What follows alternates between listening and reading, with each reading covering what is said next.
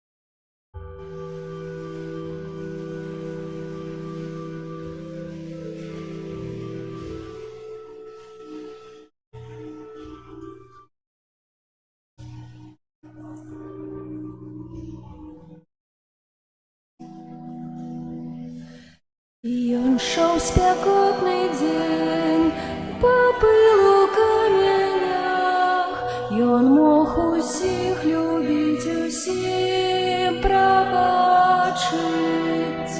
Ён з мытнікамі еў і ворагаў любіў, схіляўся над людзьмі, якія плачуць.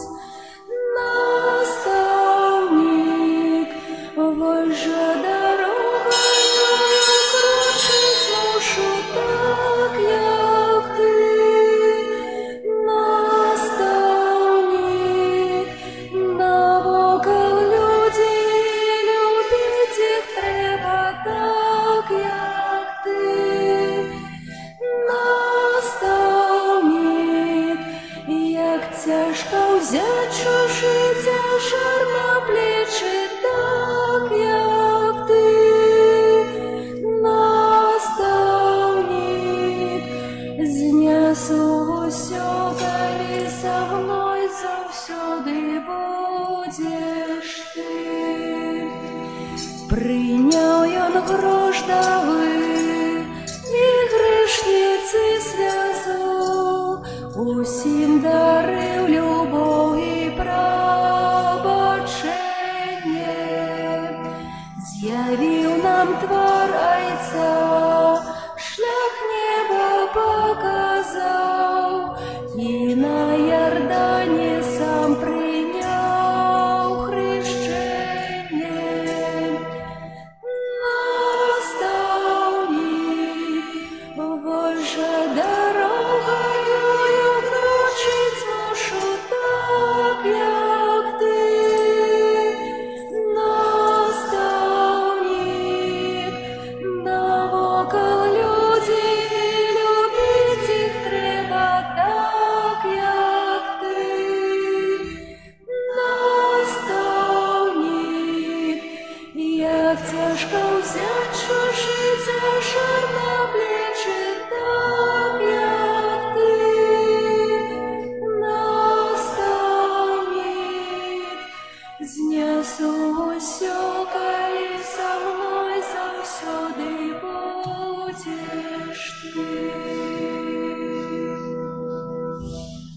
В імя Отца і Сина і Духа Святого. Амен. Пан з вами.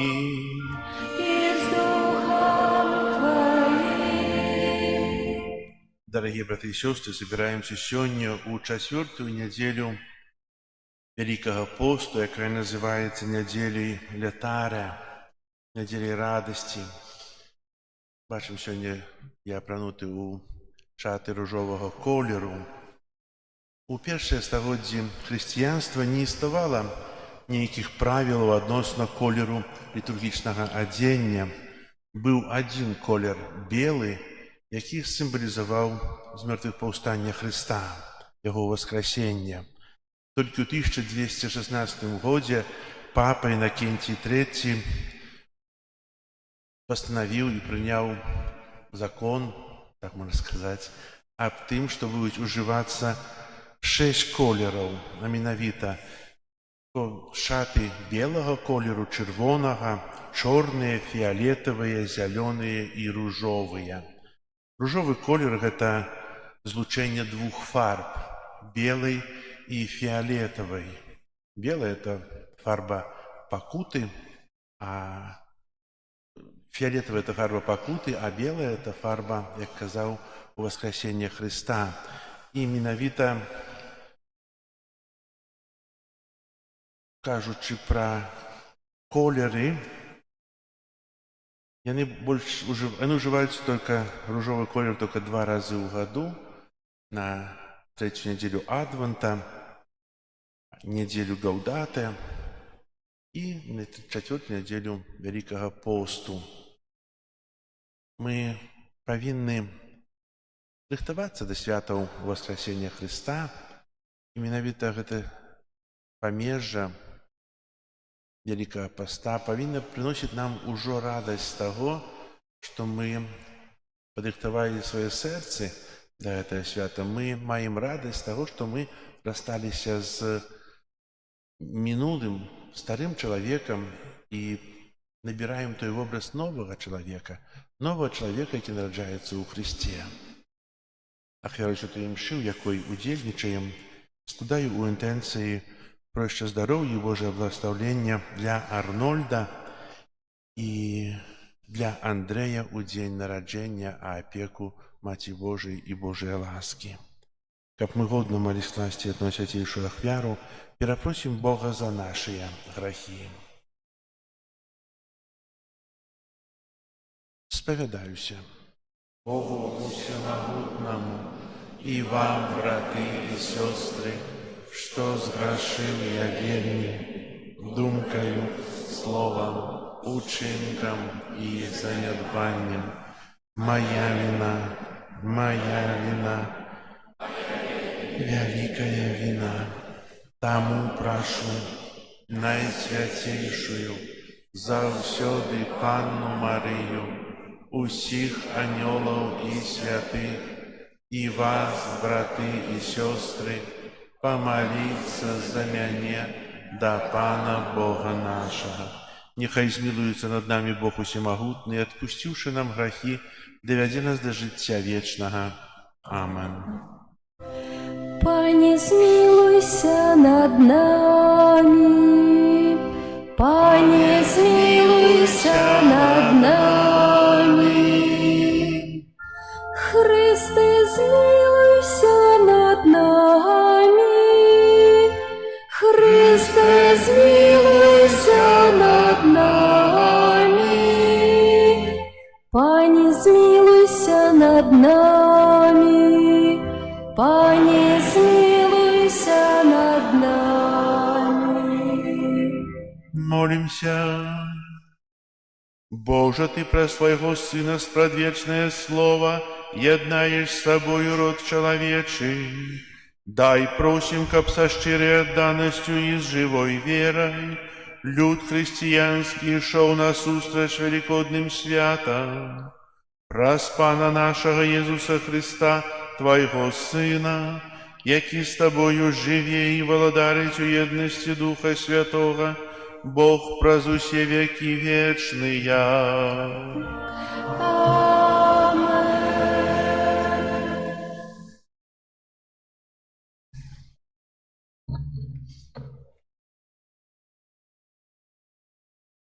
Читання першої книги Самуеля. У тые дни Пан сказал Самуэлю: «Наполни рог свой алеем и иди. Я посылаю тебе до Исея з Бетлеема, бо я знайшов собі короля між синами ягоними». Коли яны увайшлі, ён убачыў Эліява і сказаў: «Сапраўды перад Панам гэта памазанік ягоны». І сказаў Пан Самуэлю: «Не зважай ні на аблічча яго, ні на ягоны высокі рост, бо я адкінуў яго. Я не гляджу, як глядзяць людзі, бо чалавек бачыць тое, што на відавоку, а Пан заглядае ў сэрца». Нарэшце Ісей прывёў да Самуэля сваіх 7 сыноў і сказаў: «Самуэль Ісею, Пан нікога з іх не выбраў». І сказаў Самуэль Ісею: «Ці гэта ўсе твае сыны?» Той адказаў: «Застаўся яшчэ малодшы, і ён пасціць авечак». І сказаў Самуэль Ісею: «Пашлі, каб прывялі яго, бо не сядзем за стол, пакуль не прыйдзе». Тады Ісей паслаў па Давіда і прывялі яго. Ён быў руды, меў прыгожыя вочы і прывабны выгляд. І сказаў Пан: «Устань і намасці яго, бо гэта ён». Тады Самуэль прынёс рог з алеем і намасціў яго між братоў ягоных. І дух Пана сышоў на Давіда пасля таго дня. Гэта Слово Божие. Дякуємо Пану Богу. Пан пастир мой, стачи. Пан пастир мой, не буду иметь нестачи. Пан пастир мой, ни в чем не буду иметь нестачи. И он дозволяет спочивать мне на зеленых пашах, до водов спокойных веди меня, и он душу мою оживляет. Пан пастир мой, не буду иметь нестачи. Накеров бы меня на стежке справедливости, деля имя своего. Калиноват пойду долины смертного тенью, не буду бояться заботы со мною. Твой жезл и твой посох меня утешают. Пан пастир мой, не буду иметь нестачи. Ты стол для меня накрываешь на очах моих ворогов, намащиваешь голову мою олеем, келих мой переполненный. Пан пастир мой, не буду иметь нестачи. Сапраўды, добрыня и милосердность Твоя будут со мною во все дни життя моего, и поселюся я у доме Пана на долгие дни. Пан пастир мой, не буду иметь нестачи.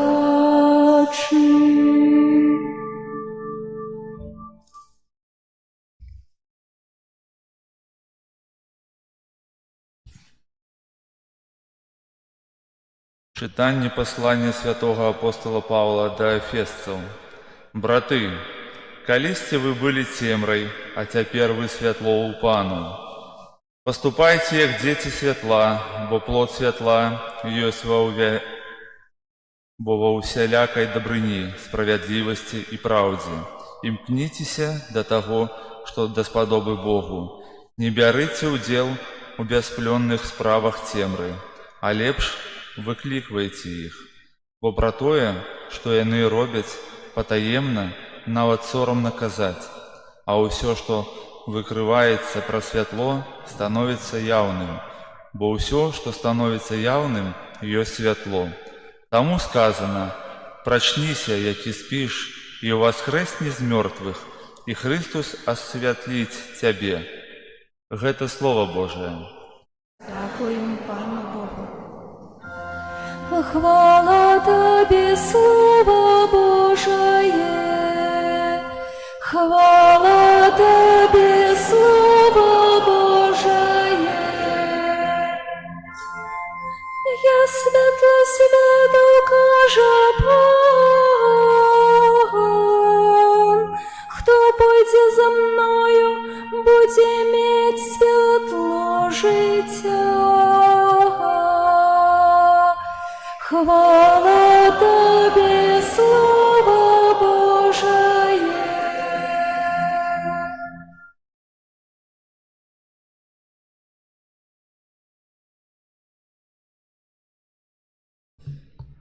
Пан з вами. И с Духом Твоим. Читання Святого Євангелія паводле Яна.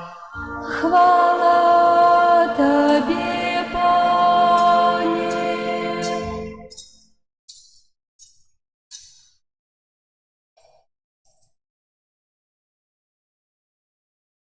У той час, праходзячы, Езус убачыў чалавека сляпога ад нараджэння.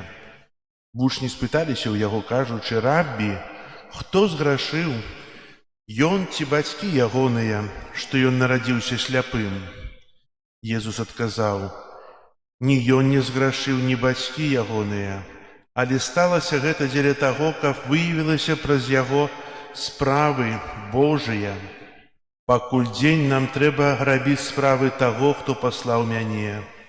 Надыходзіць ноч, калі ніхто не можа рабіць. Пакуль я на свеце, я святло свету».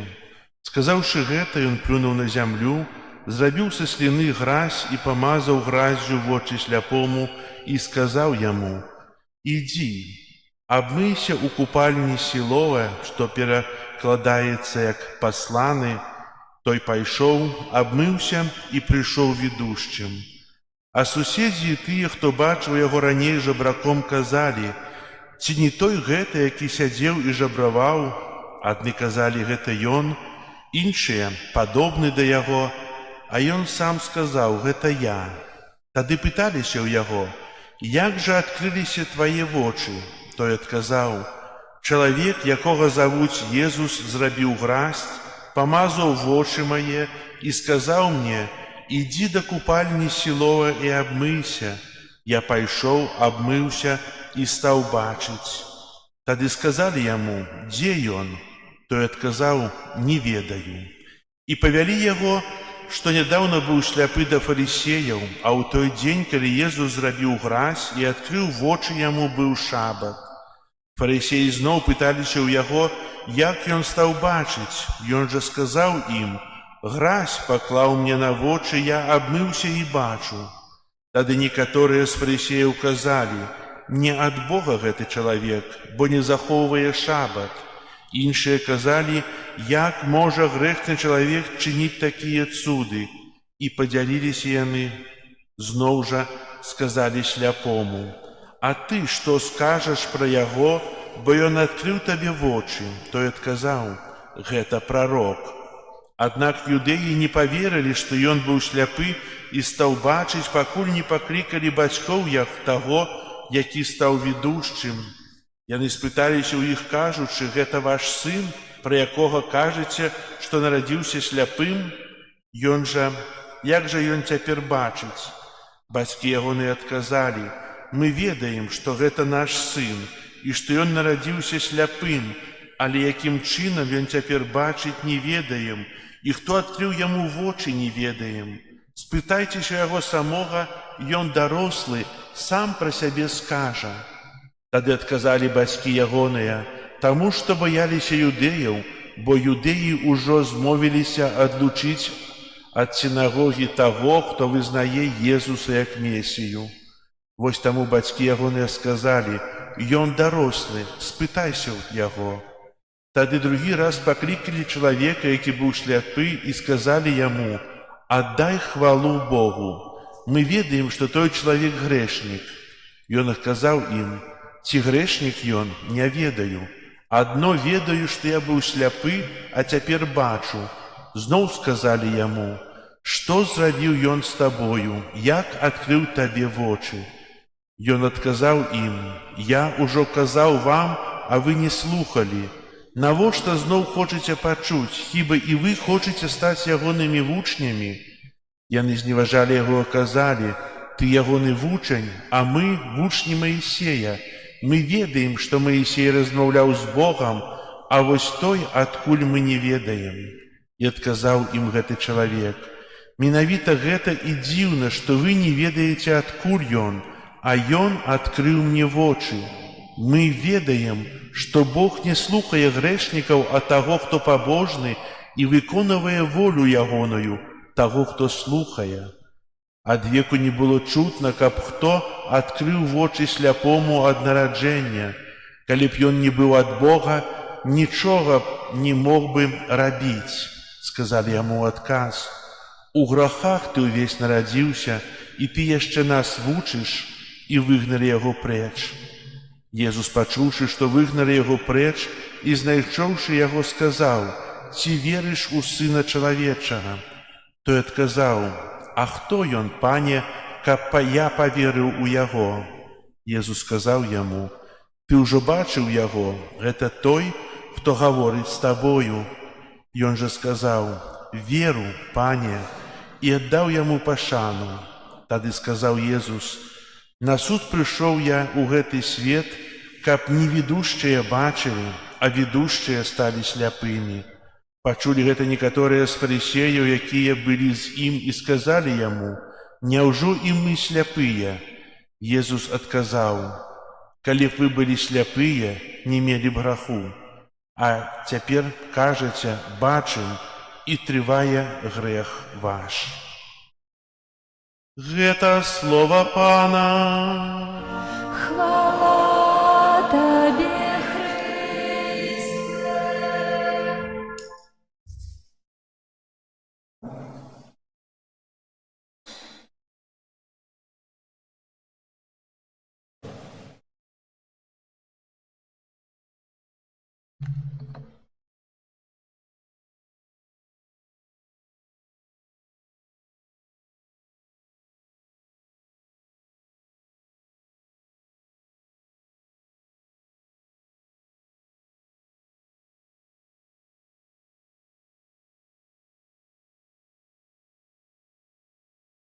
Похвален Иисус Христос.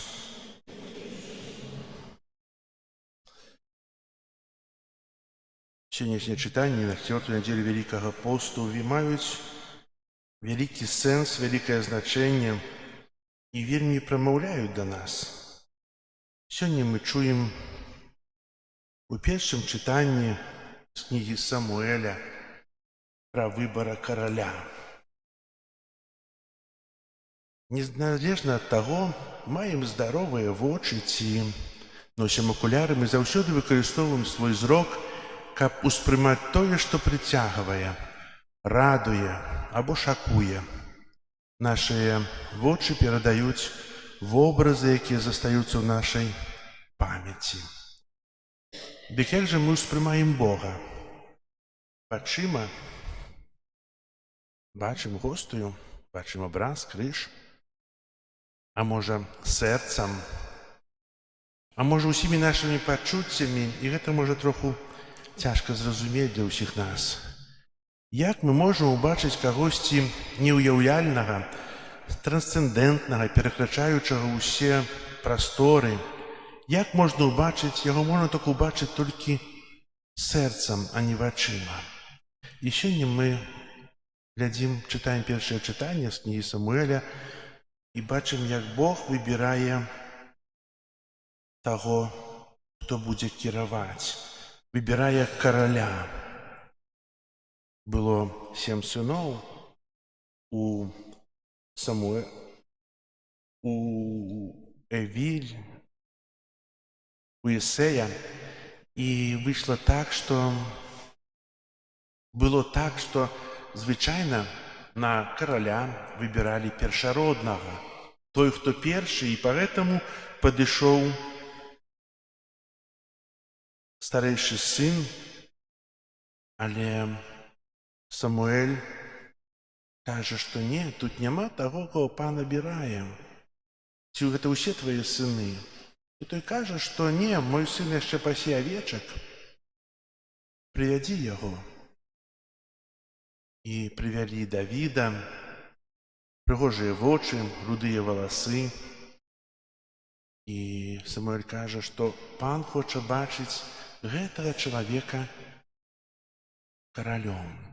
Кажу пра вочы, бо вочы — гэта тое, чым мы пазнаём свет. Але пазнаць сутнасць, глыбіню чалавек можа пазнаць толькі сэрцам, перажываючы, разважаючы. І менавіта Бог таксама не глядзіць, якога колеру валасы, не глядзіць, якія вочы, ці высокі, ці нізкі, ці кульгавы, а глядзіць на сэрца, глыбока і абірае. Мы судзім па вопратцы, а Бог глядзіць па-іншаму. Таксама мы часта звяртаем увагу на тое нешта вонкавае, а насамрэч трэба глядзець троху ў іншым накірунку. Як казаў у сваёй паэме Адам Міцкевіч такую фразу: «Майце сэрца і глядзіце ў сэрца». Бо сэрца — гэта любоў, а душа — гэта хвала, прастаўленне Бога. І сёння мы таксама сустракаемся у Евангеліі як бы працяг таго, што кажа нам Бог, што глядзіць у сэрца, пра святло. У Святым Пісанні вельмі часта выкарыстоўваюцца такія тэрміны, як святло і цемра. Да чаго больш прызвычайны чалавек? Да святла ці да цемры? Можа, не так сказаў, што больш любіць чалавек? Святло, бо я бачу, радуюся, прыгожая сонейка, дзень. У цемры чалавек не бачыць, вельмі часта ходзіць па-амацку. А прадстаўце сабе чалавек, які ніколі не бачыў святло. Нарадзіўся сляпым. Не то ж святло, нічога не бачыў. Ён не мае ніякага ўяўлення пра прыгажосць свету, які стварыў Бог. Як жа моцна перажывае той чалавек, які бачыў свет і страціў зрок. Бачыў і не магу больш убачыць, страціў зрок. Трагедыя жыцця. Той, хто не бачыў ніколі, можа, яго менш трагедыі, але калі чалавек пачынае бачыць, можам уявіць сабе радасць. Мы таксама, калі доўга не бачылі роднага, блізкага, доўгія гады, але калі убачым, мы радуемся, што мы яго бачым, ён прыехаў да нас, мы не гублялі зрок, але проста тое, што я яго бачу, я радуюся, што бачу, магу быць побач, магу абняць яго, не па-амацку, а бачучы. І уявіце сабе чалавек, які у Евангеліі быў шляпым зусім, і Езус робіць яго відушчым, ён бачыць. Яго здзіўленне, напэўна, вялікае здзіўленне з таго, што ён убачыў прыгажосць, убачыў сваіх бацькоў, убачыў першы раз у жыцці, убачыў сваіх бацькоў, бо ён ужо дарослы, як зазначаюць Евангелле. Радасць. І ён хоча этой радасцю дзяліцца, а яго пытаюцца, як? Зрабіў балота, памазаў вочы, сказаў, ідзі абмыйся ў сажалцы, і я ўбачыў. Яго зноў пытаюцца іншыя, і, напэўна, гэтыя 4 разы пытання, як гэта адбылося, здзіўляе гэтага чалавека. Я бачу, і ў гэтым ёсць вялікі цуд. Я бачу, я вам распавядаю пра гэта, а вы ў гэта яшчэ не верыце? Яны пайшлі да бацькоў, хацелі ўпэўніцца, што менавіта гэта іх сын, што ён быў менавіта не бачыў ад нараджэння. Пытаюцца, так, гэта наш сын, але як ён бачыць, мы не ведаем, ён дарослы, спытайцеся ў яго. І ў гэтым Евангеліі выступаюць 3 катэгорыі людзей. Першая катэгорыя — гэта той, хто не бачыў і пачаў бачыць, фарысеі, кніжнікі, якія з'яўляліся тымі, хто навучае, і родныя. Той, хто не бачыў, гэта чалавек, які не ведаў Бога, а пазнаў яго. Ці верыш ты ў мяне? Ці ведаеш ты мяне? Не ведаю. Это той, который стаіць перад табою, ты яго бачыў. Веру, Пане, давяраю. І, напэўна, эта моцная вера дае чалавеку яшчэ шмат моцы і сілы. Даже тут нават і выходзіць вера з удзячнасці. Калі мы вязём фарысеяў, яны лічылі сябе самымі мудрымі, навучалі, распавядалі, казалі. А тут нехта прыходзіць і робіць цуд. яны не веруюць, некалькі разоў пытаюцца, як, хто. От я теж його не ведаю. Зробив такий цуд, що я бачу. А для фарисеїв було важливо, що це він зробив ще у шабат, коли не вольно нічого робити. І третя категорія – ті, які хай відказує сам. Ми, так, це наш син, але він дорослий, хай відказує. І зараз може питання, до якої категорії я себе відношу?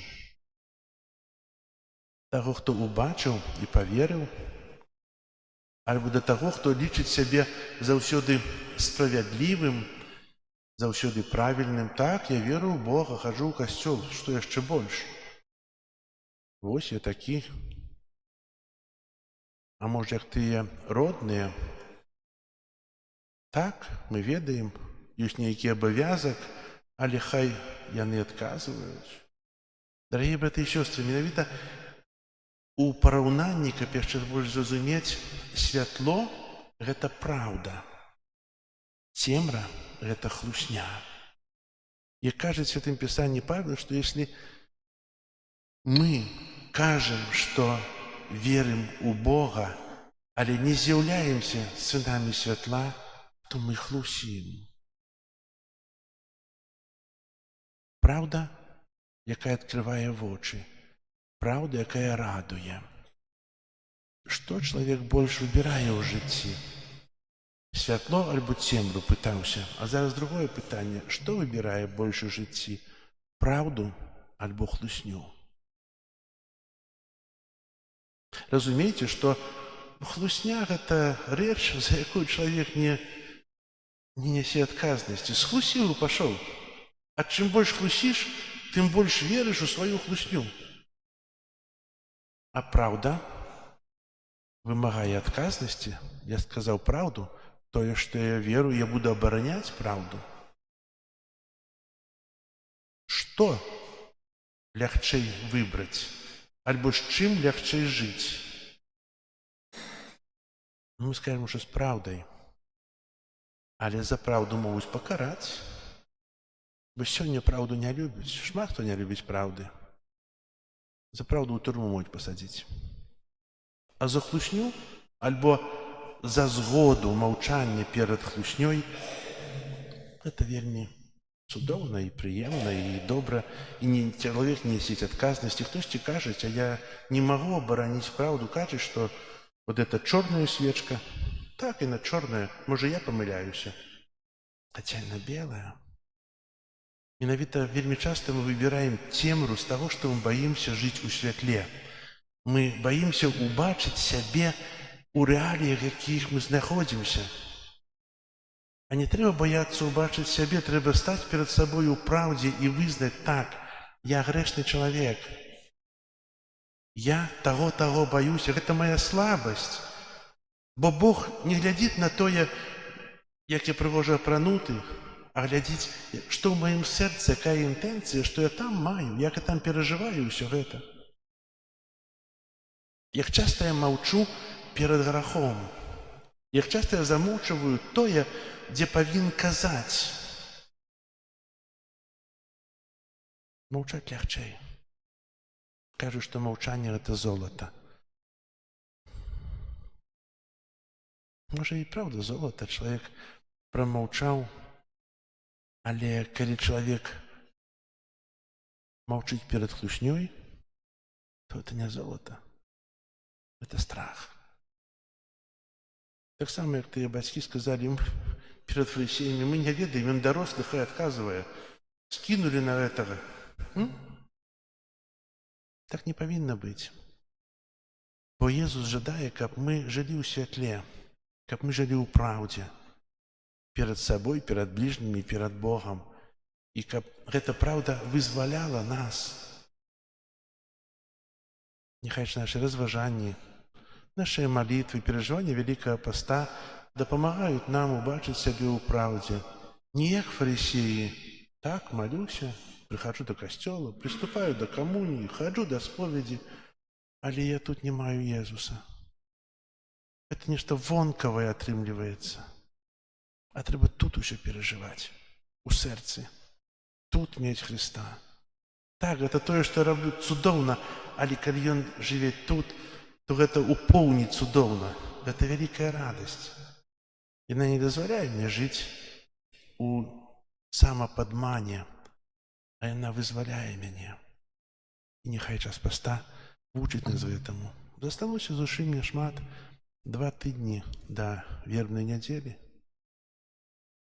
Запрашаю, хто можа ў сераду о 15 гадзіне, ў суботу пасля ранейшай святой імшы рабіць вербы, каб таксама рыхтавацца да гэтага. Бо падрыхтоўка, галоўная падрыхтоўка нашай душы, але таксама і вонкавая падрыхтоўка, таксама яна прыемна, бо мы бачым вачыма, і тое, што прыгожае, нас прываблівае. Амен. Зараз вызнаем нашу веру.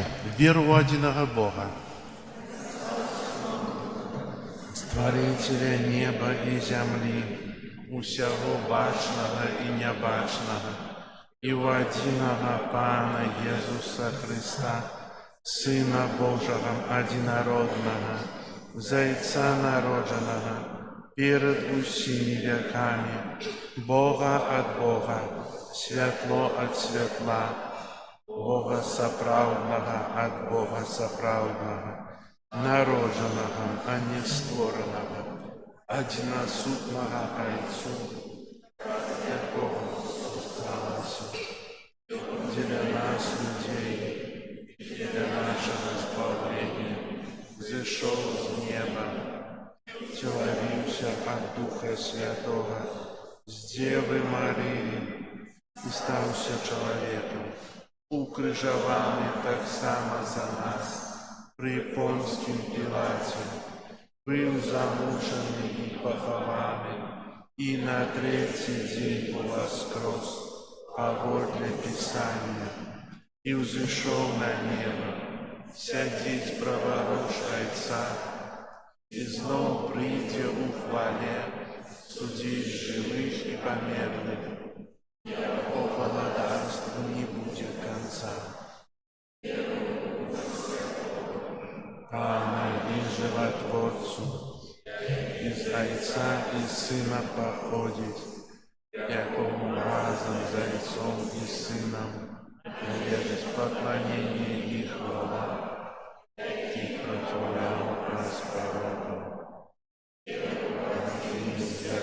Каталіцкі апостольскі касцёл, маем адзіны хрост для адпушчэння грахоў.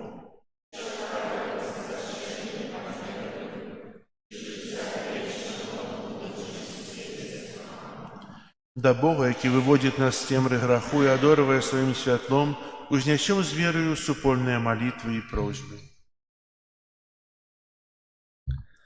Молімся за святы касцёл, каб ён указваў людзям шлях да Бога, Стварыцеля і Пана ўсяго стварэння. Цябе просім.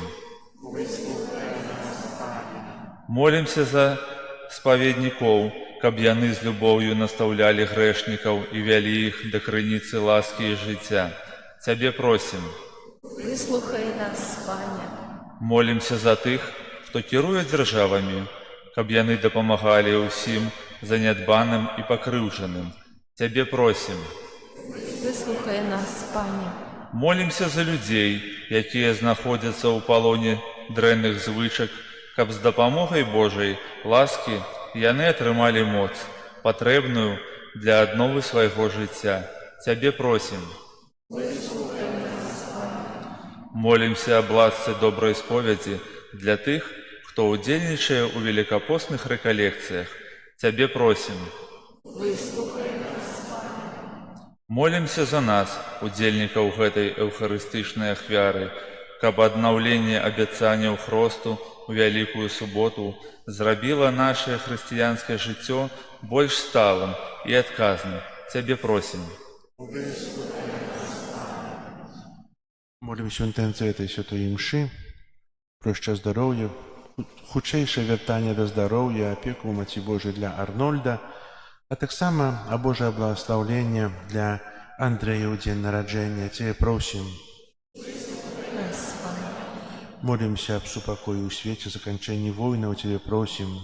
Вислухай нас, Пане. Молимся за тых, хто з прычыны хваробы не можа быць у касцёле, у нядзелю Цябе просім.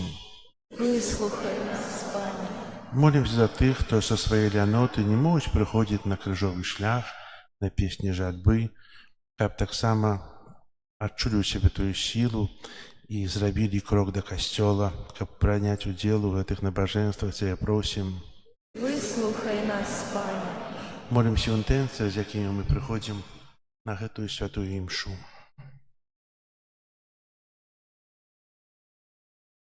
Цябе просім. Усемагутны Божа, Ты сам вылечваеш нашыя слабасці і паказваеш шлях да сапраўднага шчасця ўчыніка. Просім, каб мы заўсёды былі верныя Табе. Праз Хрыста, Пана нашага. Амин. Покров святая, покров откуплення, напой життєвий, з неба нам посланий, ласки криниця, Отця на збавлення, Ти правильно лечиш раны. Покров святая,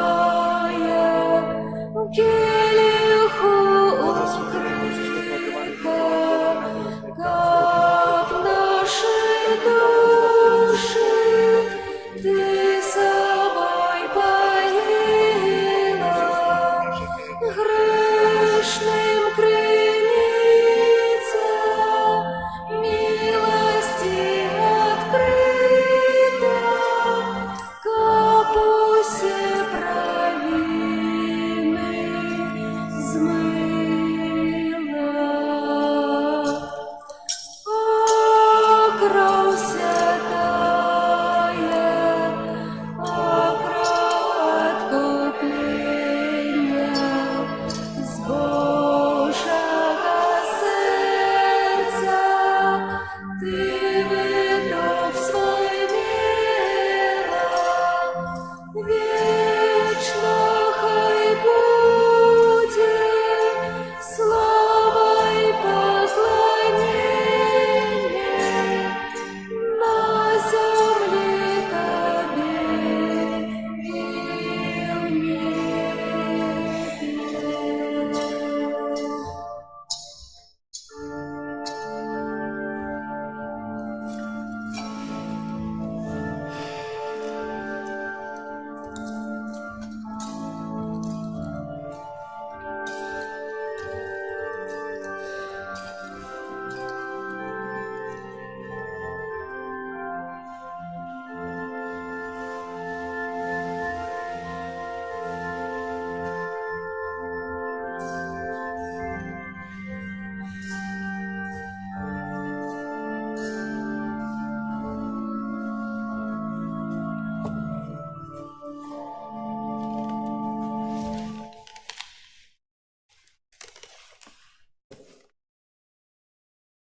Молитесь, братья и сестры, как мою и вашу ахвяру принял Бог и Отец Всемогутный.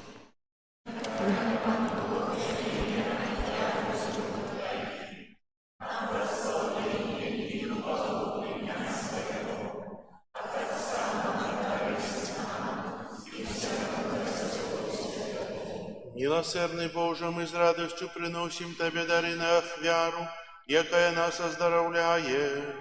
Покорно Тебе просим, да поможи нам с глибокой верой и належной пошаной складать є за збавлення усього світу, праз Христа Пана нашого. Пан з вами. І з Духом Твоїм. Угору серце. Узносим їх до Пана. Подякуєм Пану Богу нашому. нашему. Годно гэта і справядліва. Сапраўды годна гэта і справядліва, слушна і збагавенна. Каб мы заўсёды і ўсюды Табе складалі падзяку. Пане святы Ойча, усемагутны вечны Божа, праз Христа Пана нашага. Ён святло, якое прыйшло на свет, каб кожны, хто верыць у Яго, не хадзіў у цемры, але меў святло жыцця. Праз сакрамент святого хросту Ён вызваляе нас з цемры граху, каб мы былі дзецьмі святла. Таму неба і зямля з захапленнем спяваюць Табе новую песню. І мы з усімі хорамі анёлаў прославляем Цябе, разом з імі ўсклікаючы. Святы, святы, святы, Пан Бог усемагутны, небо і земля полные хвалы Твоей. Госанна на вышинях, благословленный той, кто приходит у имя Пана. Госанна на вышинях. Сапраўды, Божа, Ты святы, краніца ўсялякай святасці. Таму єднасці з усім касцёлам у першы дзень тыдня, калі Езус Христос уваскрос і спастаў на апостолаў Духа Святога праз Христа, просім Цябе, усемагутны Божа. Асвяці гэтыя дары расою Духа Твайго, каб яны сталіся для нас целам і крывёю нашага Пана Езуса Христа. Ён, калі дабравольна выдаў сябе на мукі, узяў хлеб і падзяку Табе складаючы ламаў і раздаваў сваім вучням, кажучы: «Бярыце і ешце з гэтага ўсе, бо гэта ёсць цела маё, якое за вас будзе выдана».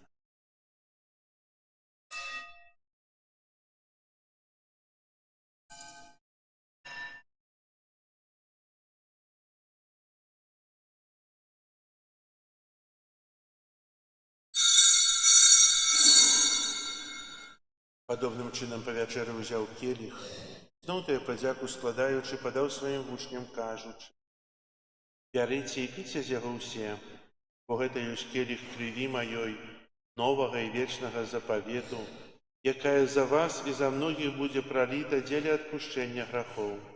Гэта чыніце на маю».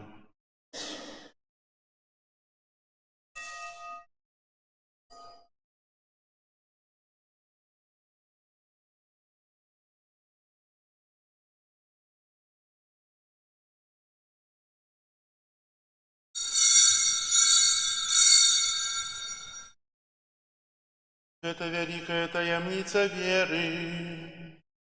Обвещаем смерть Твою, Пане Иезу, вызнаем Твое воскресение и чекаем Твоего прыся в хвале. Успоминаючи смерть из мертвых повстания Твоего Сына, ахвяруем Табе, Пане, хлеб жыцця і келіх збаўлення, дзякуючы, што ўчыніў нас годнымі стаяць перад Табою і служыць Табе. Пакорна молім Цябе, каб усіх нас, прымаючых цела і кроў Христа, Дух Святы сабраў у адно. Памятай, Пане, пра касцёл Твой рассеяны па ўсім свеце, удасканалі яго ў любові разам з папам нашым Львом, біскупам нашым Юзафам і ўсім духавенствам. Памятай таксама пра братоў і сясцёр нашых, якія паснулі ў надзеі на ўваскрашэнні, і пра ўсіх, хто ў Твою ласцы адышоў з гэтага свету Дозволь ему бачить свято обличье Твоего. Просим Тебе, змилуйся над усіми нами, как мы заслужили уделу житті вечному єдності з Найсвятейшей Богородицей Панною Марією, со святими апостолами і усіми святими, які сподвеку подобалися Тебе, каб з ними і ми хвалили і прославляли Тебе, про Сина Твоего Иисуса Христа. Раз Христа с Христом и у Христе, Тебе, Боже Ойче всемогутный, у єдності Духа Святого, уся пошана и хвала, праз усе веки вечные. Амен. Молимся до Отца Небесного, як нас навчив Єсус Христос. Отче наш, который есть у небе, святися имя Твое, приди владарство Твое, будь воля Твоя, як у небе, так и на земле. Хлеба нашего штоденного дай нам сегодня, и отпусти нам провины наши, яки мы отпускаем виноватым нашим, и не вводь нас в спокусу, але збав нас от злого. Просим Тебя, Пане, збав нас от усього злого, дай ласкаво супокою дні наші, допоможи нам у милосердності Твоєї, каб ми, были завсёды вольны от граху и захованы от усілякого неспокою, чекали сповнення щасливої надії і прийстя збавцю нашого Єсуса Христа.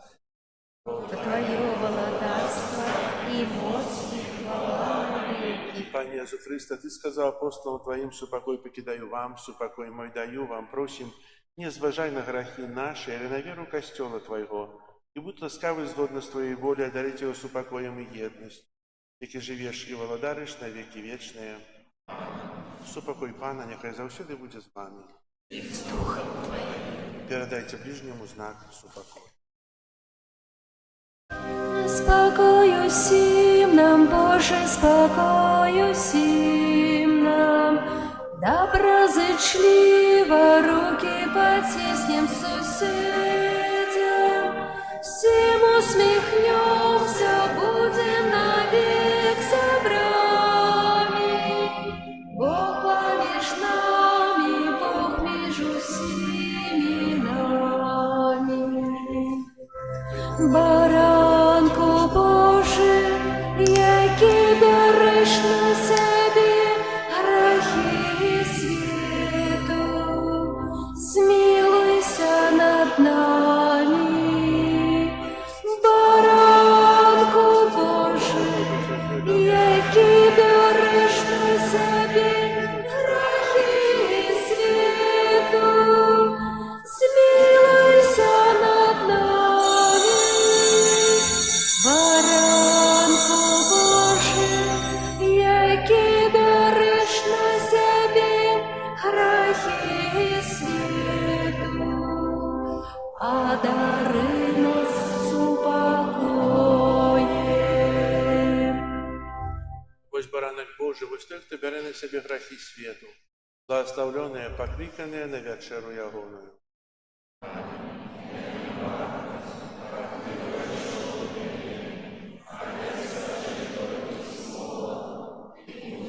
Оздоровлена душа моя.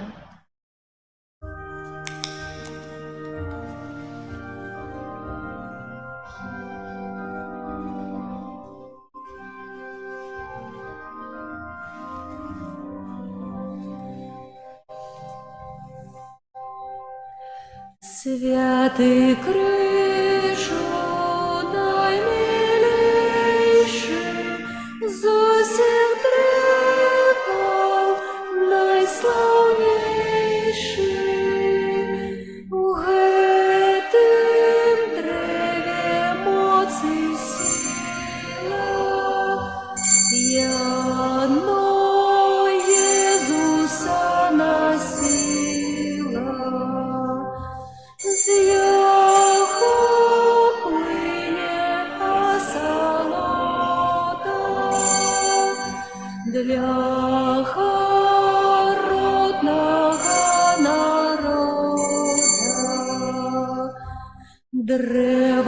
твердое смягчися, до земли аж прихилися. Спусти тело моего пана, ядно вельми скатована. Дозволь телу отпочить, на землю худшей ступить. Выбрал Бог тебе от веку на избавление человеку. Тебе ласка людям дана, душа наша смацована.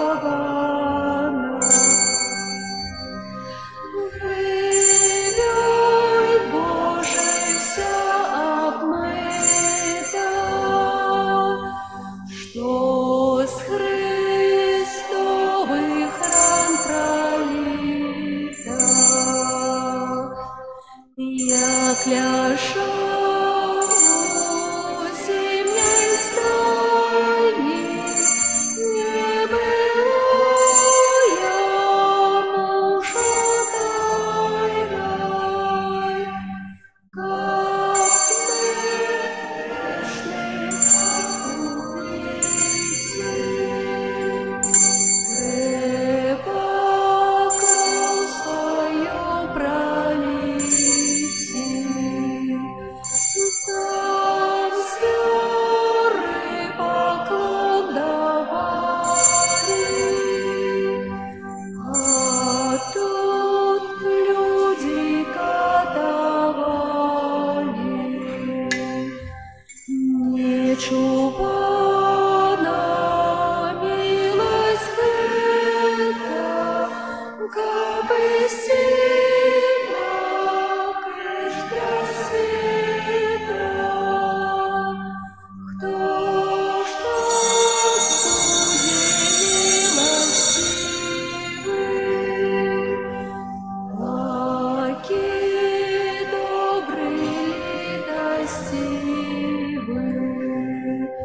Сам Иисус это справил,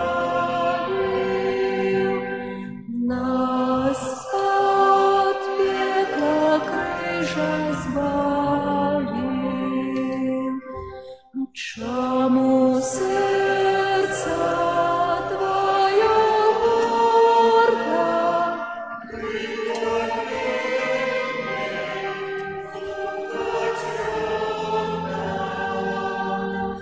ты над Иисусом не плачешь?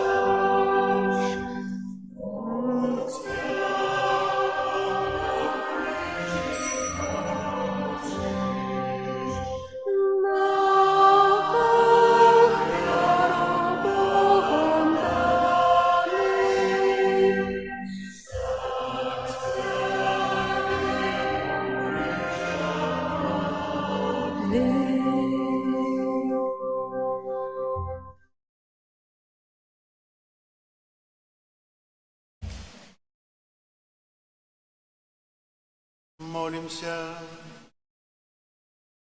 Боже, Ты освятаешь кожного человека, який на этот свет приходит. Освятли наши души зянием Твоей ласки, каб думки наши были сгодные с Твоей волей, и каб мы щирым сердцем Тебе любили. Праз Христа Пана нашего.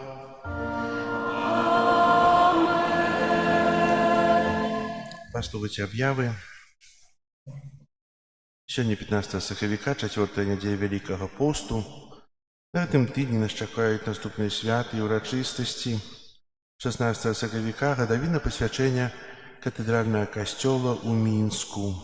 19 сакавіка урачыстасць святога Юзафа, абранніка Найсвяцейшай Панны Марыі, імяніны ў нашага арцыпастара, ксяндза арцыбіскупа Юзафа Станеўскага. Святая імша ў нашым касцёле будзе вечарам 18:30. У часе паста адбываюць спецыяльныя набажэнствы, песні жальбы у чацвер пасля святой імшы 18:30, у нядзелю пасля святой імшы 10 гадзіне.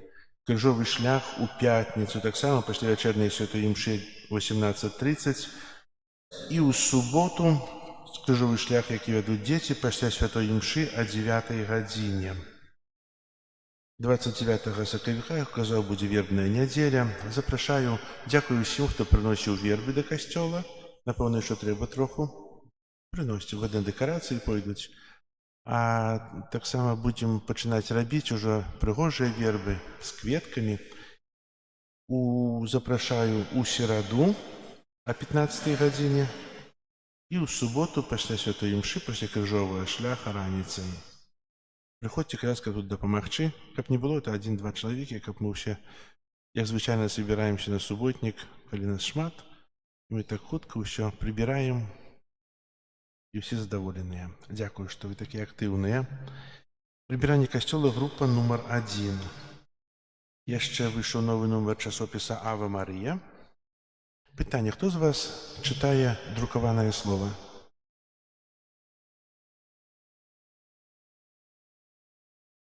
Хто чытае напечатанае слова на экранах планшетаў? Троху больш, так мала хто чытае? Слухайце, ёсць група людзей, якія распачалі сваю працу ў 93-м годзе. Першы часопіс «Ава Марыя» выйшаў у 2 колерах, блакітным і белым, у 93-м годзе. Раней было троху танней друкаваць і лягчэй, можа, зараз цяжэй, але ў кожны журнал укладзена ёсць сэрца і намаганне, каб гэты часопіс выйшаў. Таксама гэтая друкарня, наша каталіцкая, адзіная тут у Мінска-Вілёўскай архідыяцэзіі, таксама выдае часопіс «Наша вера». І як жа сумна, калі іх ніхто не бярэ. Ім не аплачваецца ўжо задрукаваць, але не хочуць, каб людзі чыталі. Таксама у нас па выхадзе з касцёла ёсць некалькі пачак ляжыць. Это апошні нумар, быў перадапошні нумар.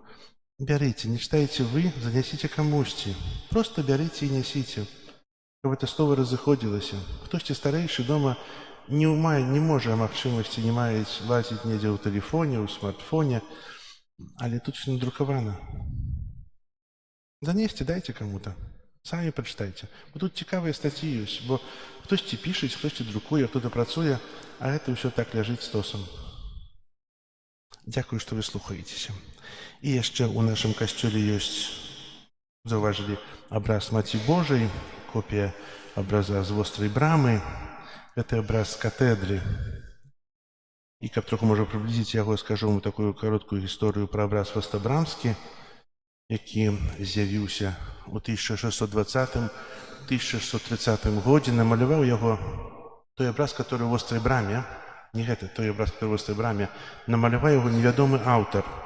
Намаляваў тэмперай і алеем, і гэты абраз быў змешчаны на пачатку, ці хто быў у вострай браме, у дзеревяннай капліцы, на тым месцы. Вострая брама, бо было пабудаваны мур вакол Вільні, і гэта брама была самая вострая па выкананні. Там сыходзяцца 2 сцяны, і поэтому назвалі вострай брамай. І капліца гэта стаяла, была драўляная, быў пажар, але абраз захаваўся, не згарэў. Абраз намаляваны на 8 дошках дубовых, якія маюць таўшчыню 2 сантиметры. Гэта абраз, который ў вострай браме. Таксама мы бачым Марыю, якая, схіліўшы галаву, мае скрыжаваныя рукі.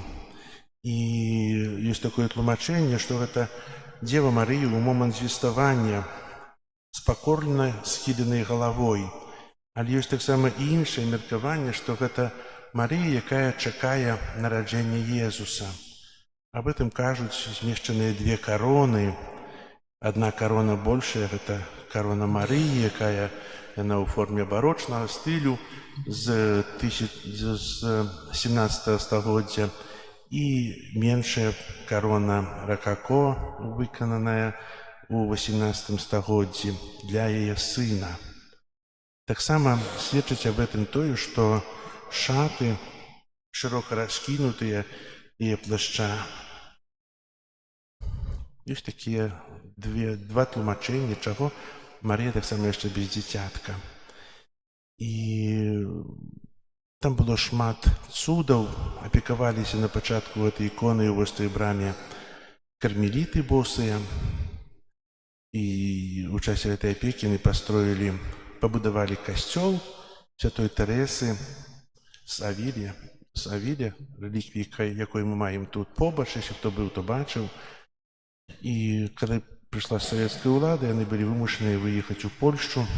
Зараз апякуюцца вострай брамай дыцызіальныя святары.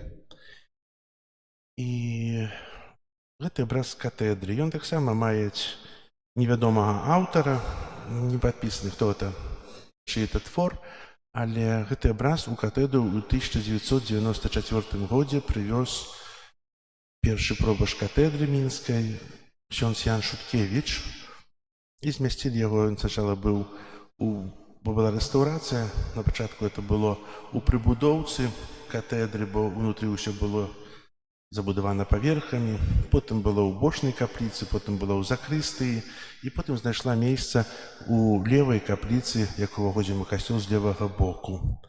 У яе таксама мяняліся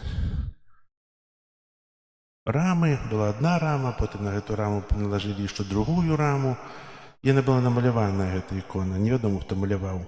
У 2019 годзе, альбо 2020 годзе, хіба ў 2020 годзе, была зроблена рама, якую мы зараз бачым, пазалочаная, і ў той час мы пачалі збіраць срэбра на аклад для гэтай іконы. Прыгожыя іконы намоленыя, бо там шмат хто моліцца і хто быў у катэдры. І я не спеў зрабіць гэты аклад, калі быў яшчэ ў катэдры, гэта яшчэ мой доўг. І зараз яе зрабілі, і заўтра ў часе урачыстасці пасвячэння катэдральнага касцёла ў Мінску, у часе святой імшы 18:30, узначаліць святую імшу ксёндз арцыбіскуп Юзаф Станеўскі. Казанне будзе казаць ксёндз арцыбіскуп Тадэвуш Кандрусевіч. Вечарам у 18:30 эта ікона будзе пераказана для катэдральнай парафіі. Такая каротенькая гісторыя. Яна тут у нас пабыла некалькі дзён. Спадабалася.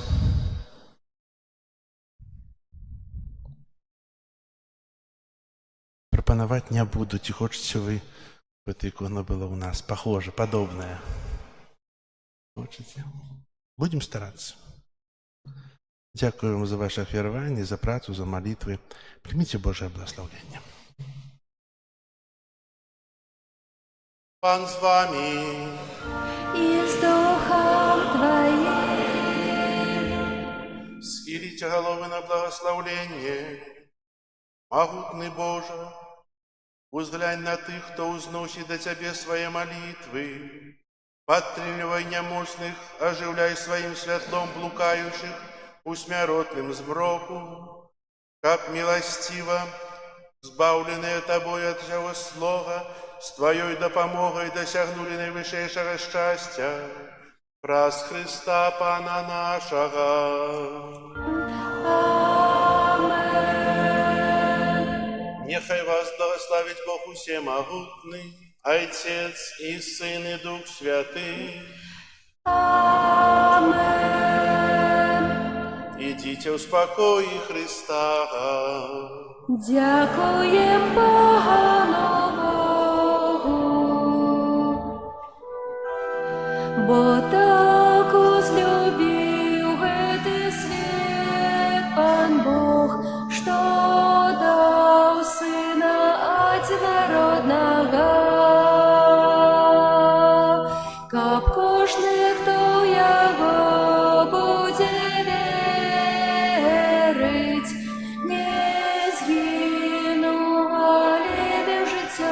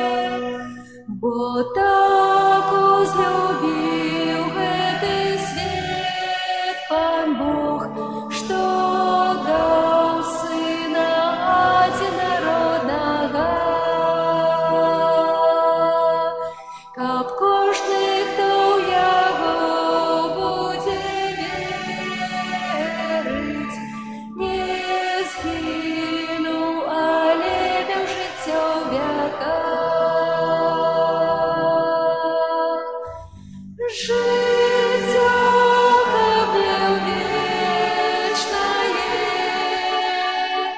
життя кабел вечное,